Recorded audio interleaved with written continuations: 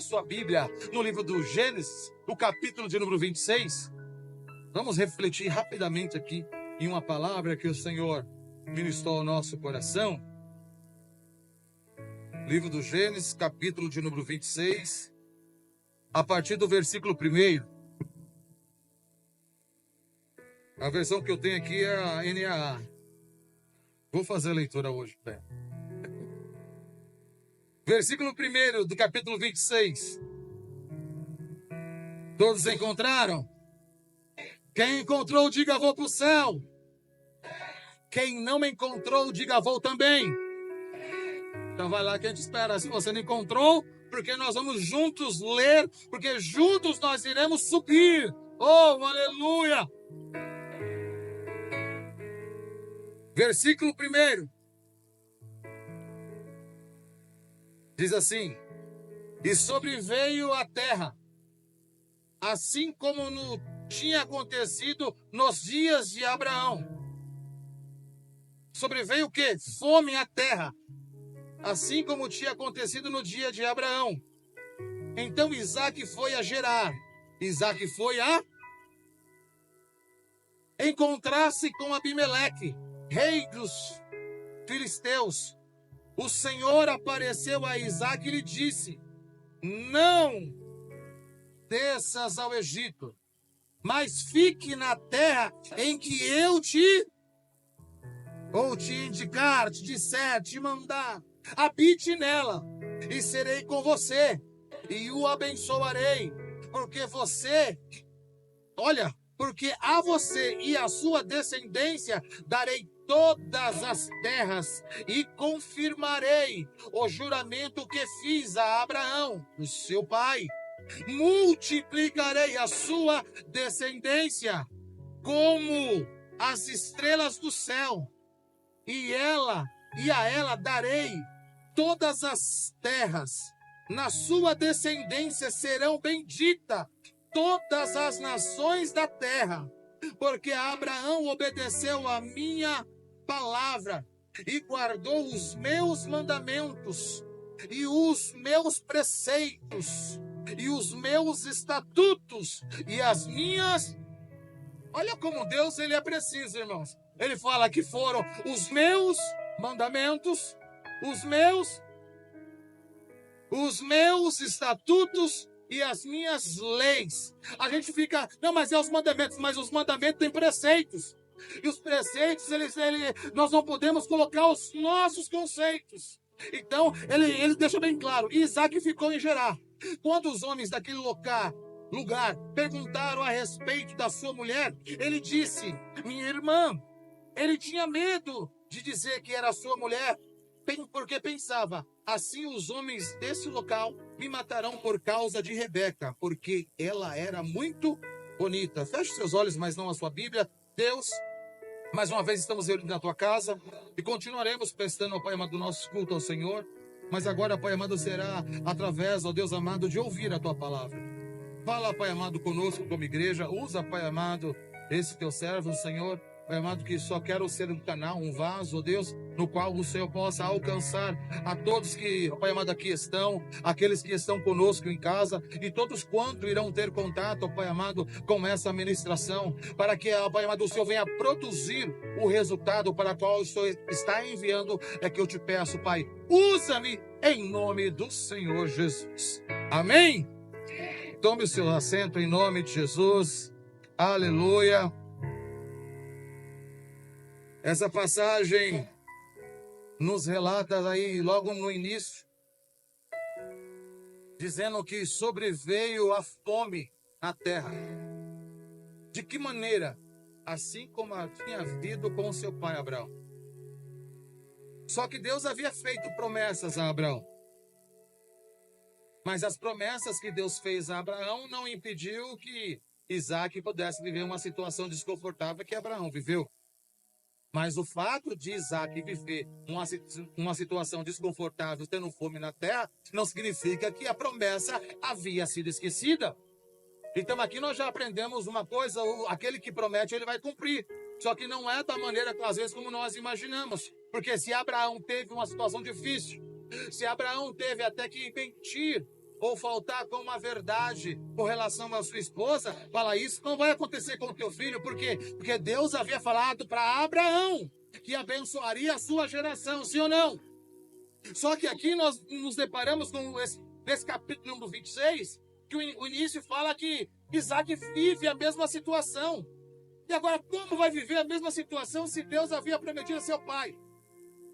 E às vezes nós entendemos, olha, Deus prometeu, então isso eu não vou viver mais. Mas por quê? Porque Deus prometeu para o meu pai que a geração dele seria abençoada. Então, se o meu pai não foi abençoado, eu vou ser da maneira como que meu pai não foi. Por quê? Porque veio uma promessa sobre a vida dele, e a promessa era que a sua geração seria abençoada. Só que nós olhamos aqui e vemos Isaac vivendo a mesma situação. E eu me perguntei nessa madrugada, Senhor, mas por quê? Se o Senhor prometeu, por que o Senhor permitiu que isso acontecesse? E a promessa do Senhor? Parece que não estava tendo validade. Porque se eu tenho promessa do Senhor, uma coisa que eu penso é que eu não vou passar dificuldade. E não somente hoje, mas nesses últimos tempos, uma das chamadas que a igreja, quando eu falo igreja, toda a igreja, faz ao mundo qualquer. Ei, está com problema? Vem para a igreja, vem para o Senhor, porque seus problemas vão ser resolvidos. Sim ou não? E não é de hoje, já tem um tempo, fala, olha, está com enfermidade? Vem para a igreja, porque na sua enfermidade você receberá cura. E não é essa chamada? Só que não é bem assim. Porque nós temos promessa. E nós temos um Deus que prometeu que é fiel. Então, se eu tenho uma promessa e eu tenho um Deus que prometeu que é fiel, eu tenho uma certeza que essa promessa vai se cumprir. E eu não tinha me atentado a isso, mas agora, na leitura da Bíblia, algo saltou no meu coração. Porque quando ele foi falar referente a Abraão, falando, Isaac, não sai da terra onde eu vou te enviar, por mais que ela não seja confortável para você ficar. É bom conviver em um ambiente que tem seca, em um ambiente que tem fome. Só quem padeceu por fome, eu nunca senti assim, irmãos, assim, vontade de comer. Mas nunca me faltou alimento para ter. Mas só quem já viveu a fome sabe o quão terrível é. Agora Deus pega para um homem que tem promessa, e fala para ele, não desça ao Egito. Se você foi até Abimeleque, porque Abimeleque havia feito uma aliança com o seu pai. Então, quando ele foi em direção a Abimeleque, talvez ele foi, olha, tem aliança. Então, além de eu ter promessa, meu pai tem aliança com Abimeleque. Só que quando ele chega lá, o Senhor fala com ele, não desça e também não saia da terra onde eu te direcionar, onde eu mandar. Porque é nessa terra que eu estou te mandando, que eu estou te direcionando, você vai viver todas as promessas que eu tenho a seu pai e te alcançou. E são três, olha, são três questões que ele coloca. Ele fala, eu vou confirmar os juramentos que eu fiz ao seu pai. A primeira coisa que ele coloca aqui, eu vou multiplicar. Ele fala assim, ó, eu vou multiplicar a sua descendência. Então ele fala, eu tenho um compromisso com você e com a sua descendência. E se ele fala que ele vai multiplicar em um momento de fome, ele está falando o quê? Às vezes nós não percebemos isso, mas o momento era de fome. E no momento de fome, Deus fala, eu vou multiplicar. Mas a gente pensa que só vai acontecer multiplicação quando tem um ambiente favorável. Porque para nós, a matemática, para multiplicar, eu tenho que ter um número acima daquilo que eu tenho. Se eu tenho 10 e eu multiplico por 0, eu fico com quanto? Fico com quanto? Com quanto? Com quanto? Com quanto? 1? Por que 1? Isso é matemática. Então, para nós, a multiplicação tem que ser assim, o que eu tenho multiplicado por pelo menos 2, 3, 4, 5, não é isso? Porque se multiplicar por 0 não tem interesse. Se multiplicar por 1, eu fico no mesmo. Então, para mim, não é multiplicação. Mas a multiplicação de Deus não é assim. Ele não precisa ter nada favorável para que aconteça. Em meio à fome, ele fala, eu vou multiplicar. Mas em meio à fome, eu não tenho nada para somar. Eu não tenho nada favorável, mas saiba que vai haver multiplicação. Então, se ele está falando que ele vai multiplicar em meio à fome, ele está dizendo o quê? Que no meio desse ele vai ser provisão. Não vai faltar alimento. Mas tendo fome na terra, mas não vai faltar provisão. Mas tem fome na terra, mas não vai faltar aquilo que você precisa para que aconteça a multiplicação. Essa é a matemática de Deus. O faraó não conseguia compreender. Porque quando o povo estava crescendo, ele falou: eu vou parar o crescimento. E a gente precisa entender. Qual foi a forma que o faraó quis para parar o crescimento? A primeira coisa que ele fez. Quem lembra de? Hã?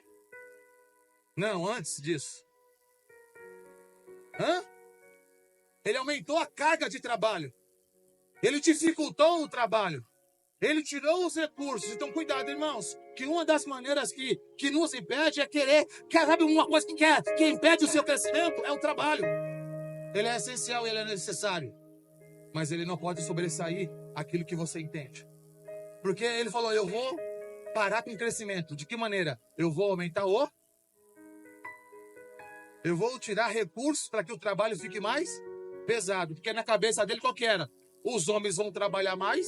E porque vão trabalhar mais, vão chegar em casa e vão chegar cansado. E se ele chegar cansado, ele não vai ter disposição. Disposição do quê? De poder aumentar a sua geração. São impossibilidades que o sistema do mundo cria para que você não tenha uma continuidade. Mas quanto mais aumentava o trabalho, mais o povo... Mas não tinha disposição, mas tinha promessa. E quando tem promessa, ele renova as nossas forças. Você não tem recurso, você está cansado, mas ele renova, ele abre todas as portas que precisam ser abertas, mas a multiplicação acontece. O faraó ficou doido, por isso que ele, no fim, ele chegou: mata os homens. Porque se matar os homens, eu vou impedir que tenha uma coisa que Deus quer que tenha no seu povo. Que é o quê? Separação. Porque se mata os homens, ficam as mulheres. As mulheres podiam ficar, os homens não. Porque tendo mulher, não ia ter homem hebreu. Os homens hebreus iam casar com... As mulheres hebreias iam casar com quem? Com os egípcios. Se casasse com os egípcios, qual seria a geração? Pura. Não, estaria contaminada. E Deus sempre separou um povo puro, escolhido para ele. Então o inimigo ele sempre tenta armas, mas nada vai frustrar aquilo que Deus prometeu, porque aquele que prometeu ele é fiel para cumprir. Nós chegamos aqui, então nós vemos em meia fome, Deus está falando assim: olha, eu vou multiplicar, eu vou ser o seu provedor e você terá minha presença. Se você ficar nos estatutos como fez seu pai, mas agora eu paro onde o Senhor falou, agora, veio fresquinha, quando nós lemos, porque falou, porque Abraão, versículo de número 5, porque Abraão obedeceu as minhas, de que maneira que ele obedeceu as minhas palavras? Guardando os meus, e os meus, você já percebeu que às vezes nós estamos obedecendo a palavra, até guardamos os mandamentos, mas queremos viver segundo os nossos conceitos? E o problema é que quando nós colocamos os nossos conceitos, nós saímos dos preceitos que ele tem. E os nossos conceitos nos diz que se não é confortável, eu não me relaciono. Se não tem um ambiente favorável, eu não me relaciono. Isso é conceito. Sabe qual é o conceito que Deus não queria que Isaac tivesse? O conceito que teve seu pai. Mas Isaac acabou indo no erro do seu pai. E aí não era uma maldição hereditária, mas foi um exemplo a ser seguido. Cuidado, irmão, com aquilo que você faz. Porque por mais que você fale a verdade, se aquilo que você faz não condiz com a verdade que você fala, o que vai ficar para a sua família, o que vai ficar para o seu filho, o que vai ficar como exemplo, não é a voz que sai da sua boca, mas são as ações que o seu corpo faz. Porque mesmo que Deus falou assim, ó, obedecendo segundo os meus preceitos, Abraão teve um momento que ele não teve os preceitos. Ele foi pelos conceitos. Porque quando Abraão chegou, ele falou, eu vou para o Egito quando teve fome. A Bíblia fala que ele ficou com medo de que Abimeleque pudesse querer Sara, porque Sara era bonita. Aí ele falou, olha, Sara, então eu vou falar que você é minha irmã. Porque se você for minha irmã, eles não vão querer me matar. Porque se eles falarem que você é minha esposa, eles podem querer me matar para ter você. Qual o pensamento que estava na cabeça de Abraão? Era cuidado com a sua esposa? Qual o pensamento que estava na cabeça de Abraão? Foi cuidado com a sua esposa? Qual o pensamento que teve na cabeça do Isaac? Foi cuidando da sua esposa? E eram as mulheres que ele amava. Então cuidado, porque mesmo amando a gente pode ser egoísta. Mesmo amando, a gente pode passar por isso, porque assim, eles amavam. Tanto o pai amava a Sara, como o filho amava a Rebeca. Mas no momento onde eles pensaram que eles poderiam perder a vida, eles falaram, você vai passar por minha irmã. E tanto um contra o outro foi descoberto. Tanto um contra o outro foi confrontado. Porque sabe de uma coisa, os nossos erros não ficarão encobertos. As falhas ou as coisas que eu cometo, por mais que pareça que está sendo... que está progredindo, mas não ficará encoberto. Números, capítulo de número 32, versículo de número 23, diz assim, e se não fizeres assim, eis que pecastes contra o Senhor, e sabei que o vosso pecado não há, o vosso pecado vos há de achar, dizer que o teu pecado te achará. Cadê? Você colocou aqui? Coloca aí para mim. Números 32, 23. Que eu peguei ali, mas vamos ver aqui. Olha só, é a parte final, mas vamos ler tudo. Fala assim, porém, se vocês não fizerem isso, estarão pecando contra o Senhor.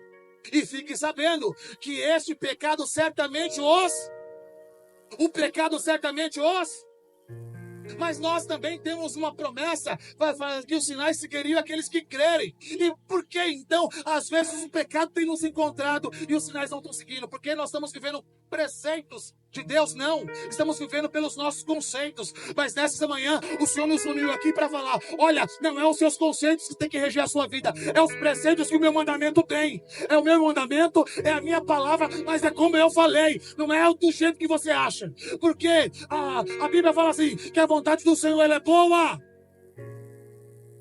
É boa.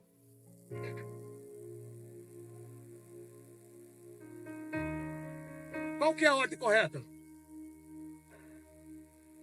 Qual que é a ordem correta? E agora?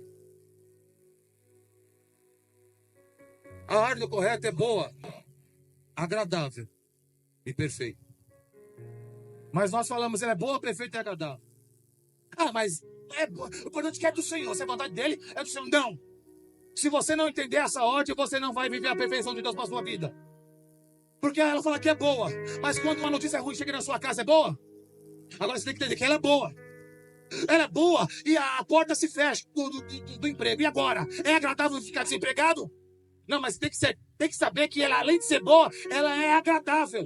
Só assim ela se tornará perfeita. Porque se você inverte essa ordem, você não vai entender a perfeição do Senhor. Nem sempre será confortável. Mas porque não é confortável, não significa que é Ele que está fazendo. E às vezes a gente acha que quando tudo está dando bom, fala, é Deus que está agindo. E nem sempre quando tudo está favorável, é Deus que está atuando. Então nessa manhã, o Senhor nos trouxe aqui para falar, olha, obedeça os meus mandamentos, siga os meus estatutos, mas não abra mão dos meus preceitos. Porque os meus preceitos, eles estão intrínsecos, está colado, não separa, não sai, anda junto. Quer separar? Não tem como separar. Sem preceito não tem mandamento. Sem preceito não tem palavra. Sem preceito não tem como obedecer às leis. Sem preceito ele está no meio. Você pode ver, o preceito está no meio. Por que no meio? Porque quando você abre mão dos preceitos, você pode obedecer a palavra, mas você não vai conseguir viver toda a lei. E se você não conseguir viver toda a lei, você está pecando. E pecou em toda ela. O filho faz a mesma coisa que o pai. Abimeleque descobre. E porque nós vemos em Números que o nosso pecado nos achará. Por isso, irmão, cuidado. Cuidado. Porque às vezes a gente está cometendo algumas coisas e fala, mas ninguém está sabendo. Cuidado, porque ele vai te achar.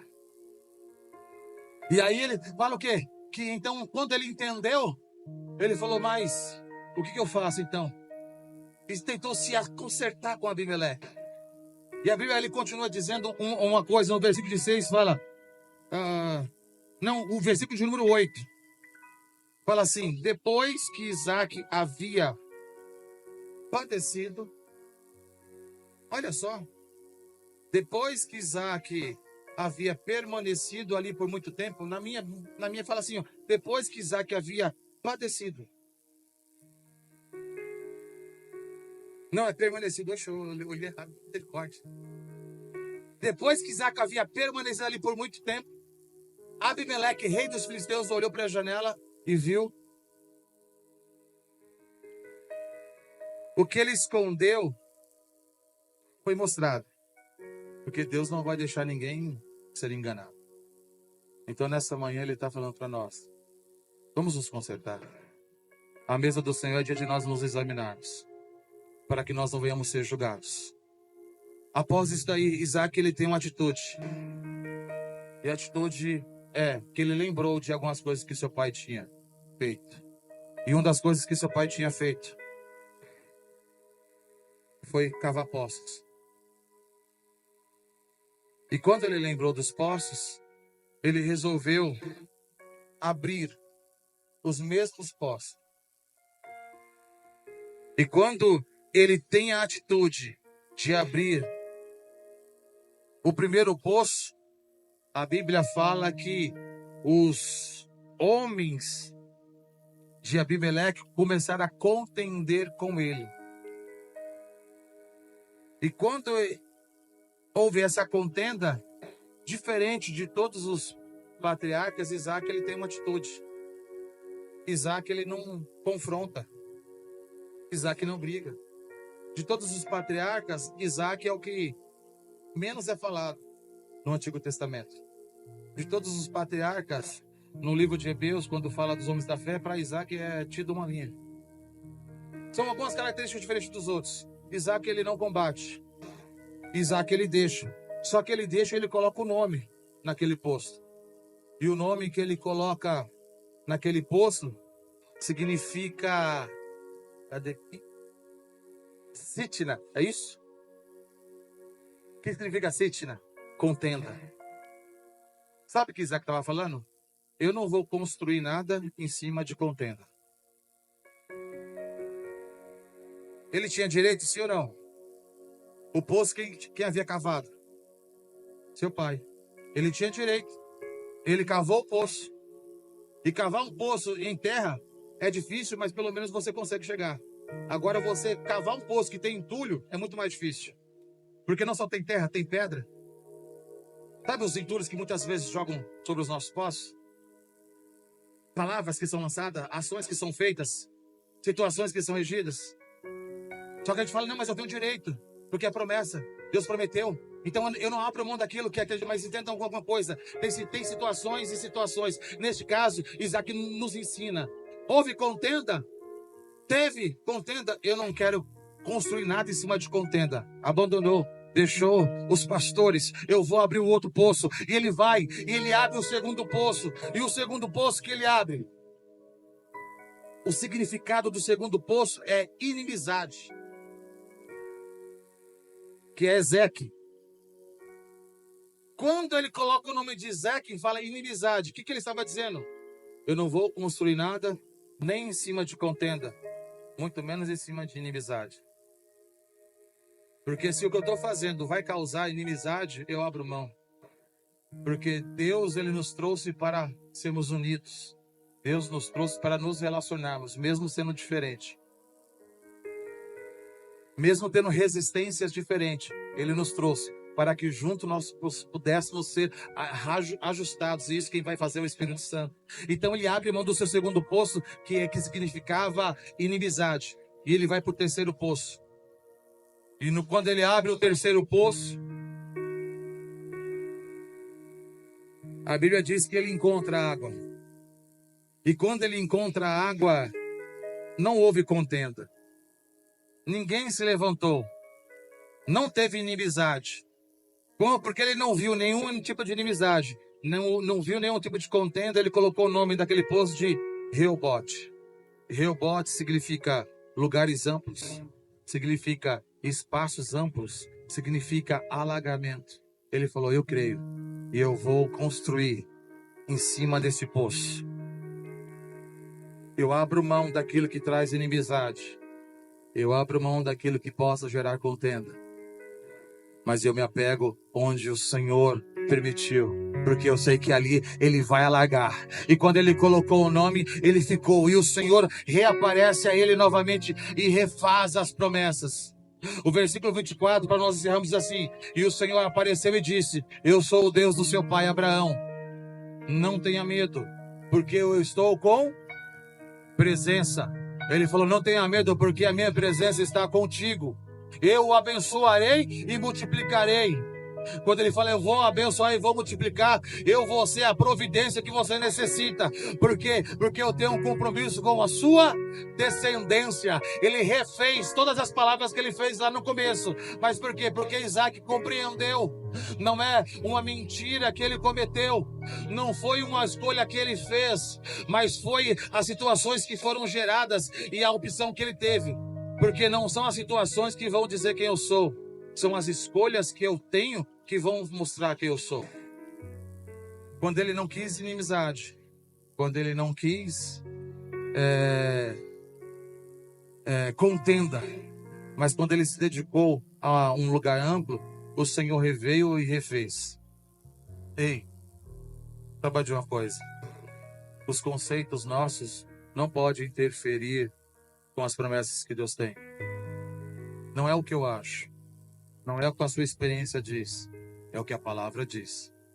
O compromisso com Deus é com a palavra. O compromisso dele é com essa palavra. Mas a minha experiência não dá, mas pela palavra eu vou. Ah, mas olha, eu já quebrei muita cara. Mas se a palavra diz que é para mim prosseguir, eu vou. O nosso passado, ele não é para ser esquecido. Mas o nosso passado não pode ficar feridas. Se você tem receio de viver o presente que você viveu no passado, tem feridas na sua vida e não tem cicatriz.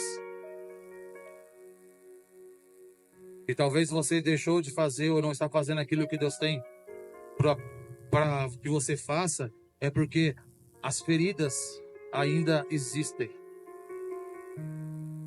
No carro, é essencial ter retrovisor. Porque o retrovisor nos mostra de onde nós saímos. Mas eu não posso guiar, porque não vai ser ele que vai me dar a direção. Aquilo que me dá a direção do carro é o vidro que tem maior, que é o para-brisa. Porque o que Deus tem para você está na sua frente. Atrás tem as promessas, mas junto com promessas tem muitos desgastes. E nós estamos no dia de ceia, onde uma relação que Jesus teve com seus discípulos houve muitos desgastes. Dentre eles tinha um que falava: você não tem fé. Esse é conhecido como Tomé. Só que Tomé, quando Jesus quis voltar para ver Lázaro, foi o único que falou: Senhor, vamos voltar. Porque se for para viver com eles, nós viveremos. Mas se for para morrer com ele, nós morreremos. Por isso que quando Jesus reapareceu, ele voltou uma vez somente para Tomé. E como ele sabia que Tomé tinha incredulidade, ele falou: Tomé, eu não abro mão de você. Se você quer acreditar, põe um dedo na minha ferida.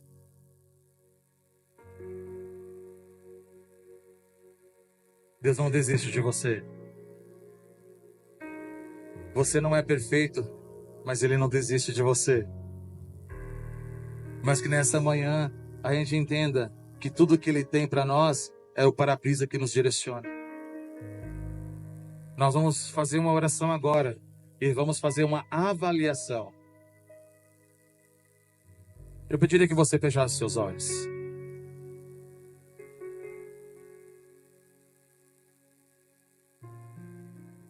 Aquilo que a palavra nos orienta na ceia para analisarmos. Analisa a sua vida.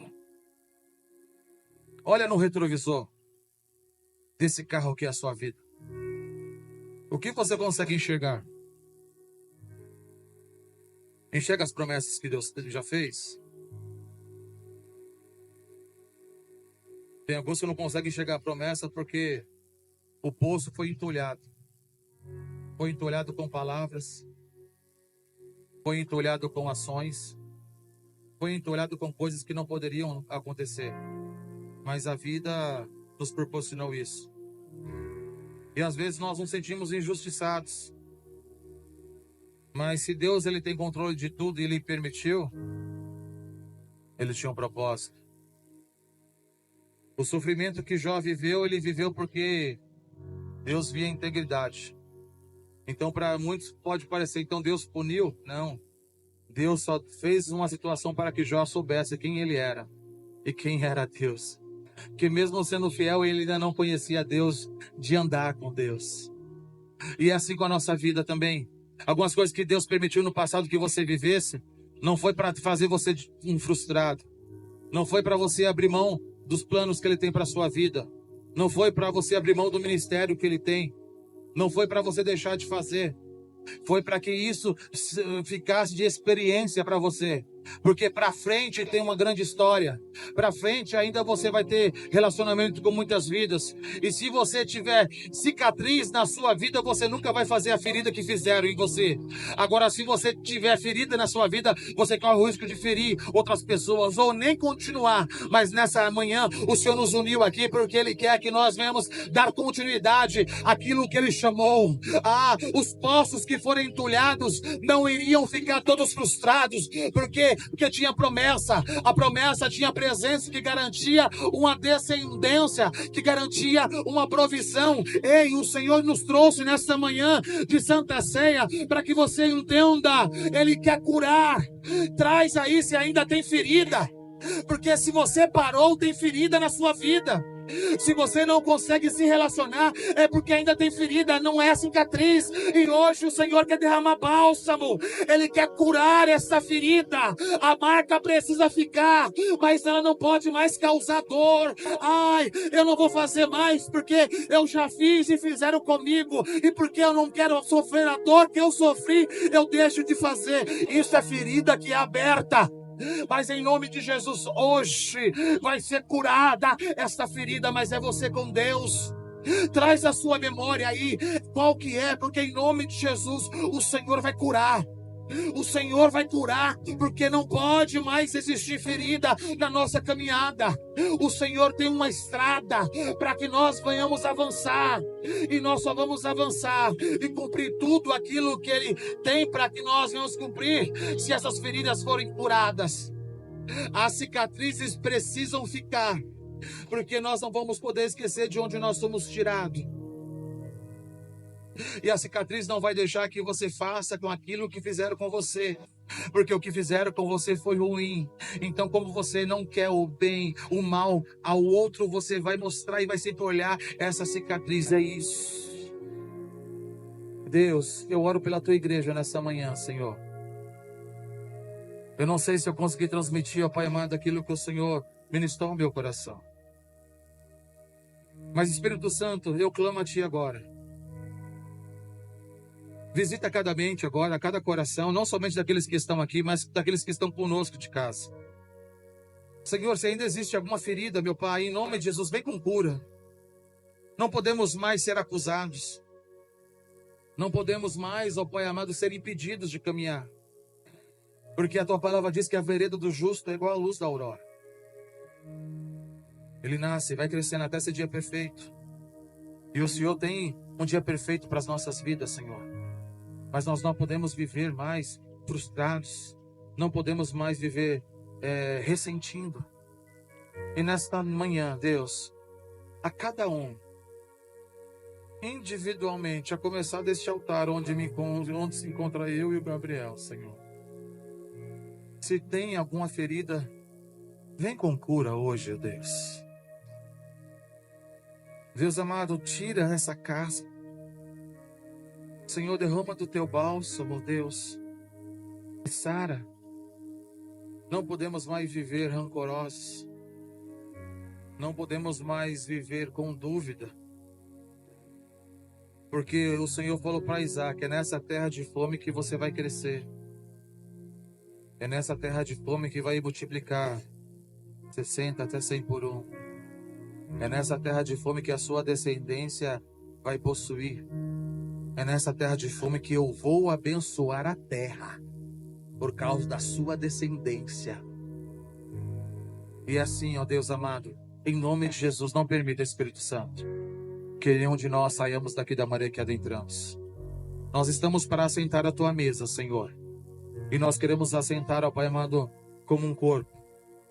Queremos assentar para compartilhar, ó Pai amado, do teu corpo. E o teu corpo nos traz comunhão. O teu corpo nos traz união. O teu corpo nos traz perdão. No teu corpo e no teu sangue, ó Pai amado, houve purificação. No teu corpo e no teu sangue há a transformação. No teu corpo e no teu sangue há cura. E que nessa manhã o Senhor venha sobre as nossas vidas, individualmente, nos curando, nos libertando. E em nome de Jesus eu oro, declarando cicatriz. Cicatriz agora, Pai amado, todas essas feridas, ó Deus. Que palavras, que ações e atitudes, Pai amado, os nossos não podem mais ser atingidos por isso, Senhor. E nós seremos os portadores desta boa nova do Teu Evangelho, Deus. Restaura a nossa vida nesta manhã, Senhor. Restabelece a cada um de nós, ó Pai amado, naquilo que o Senhor nos chamou a ser, ó Deus. Espírito Santo, não nos permita nos ficar distante e nem muito menos querer vivermos os nossos conceitos.